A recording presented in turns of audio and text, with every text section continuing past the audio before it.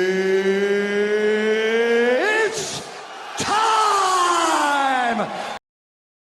What's going on, guys, and welcome back to another prediction video for UFC Vegas 89. Today we're going to be breaking down Edmen Shahbayzan versus AJ Dobson at 185 pounds.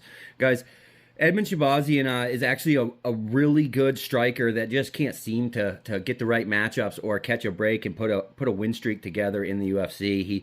He's losing, smoking bad fighters and losing to good fighters, so he's kind of just hovering right in the middle.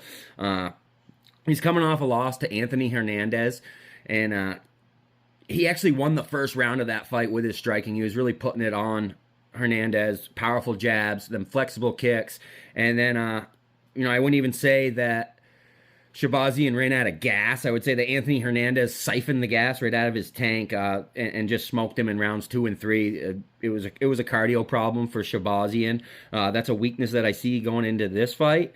Hopefully he's worked on that. I don't think that AJ Dobson's going to bring that same kind of wrestling pressure that Anthony Hernandez did, but I do know that Shahbayzan in that fight, somewhere in the middle of the rounds, complained about a hurt rib. Maybe he broke his rib or something, but it was definitely a cardio issue. He was there, and then he weren't there, in rounds 2 and 3. So that kind of worries me for this fight. But that being said, training at Extreme Couture, Edmen Shahbayzan has a lot of diverse 185-pound training partners to mimic AJ Dobson's style. AJ Dobson, he's fresh out of Contender Series. He's a very good fighter, but he just kind of sticks to the basics, almost like Sean Strickland, where he's got a good guard and one-twos all day, maybe some leg kicks here and there, but it seems like he kind of stays within his realm and doesn't really push the envelope, so to speak. But he's got really fast hands, a lot of straight 1-2s, good wrestling defense. I don't think that he's going to worry too much about that with Shahbayzan unless he gets caught in a submission doing his own wrestling. Because, I think that that's what he needs to do here. I think that to win this fight, he needs to tire Shahbayzan out with the wrestling like Hernandez did. He needs to make sure he's checking leg kicks because the stance that he uses, he's very vulnerable to that inside leg kick by Shahbayzan. So, but yeah, Dobson needs to increase the pressure throughout the fight and see if he can wear Shahbayzan down. And on the other hand, Shahbayzan, he needs to control the distance, not get taken down. Throw lots of leg kicks and lots of body kicks. Set him up with the hands first, though.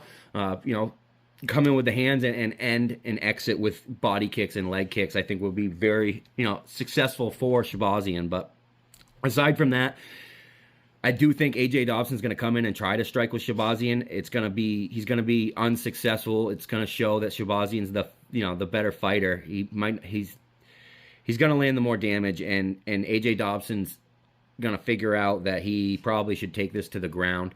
I don't think that Shahbayzan's going to be knocking AJ Dobson out with his hands. AJ kind of rolls with the punches really well. He doesn't squint and look away, and that's how you get knocked out. He stares right at the punches and moves with them.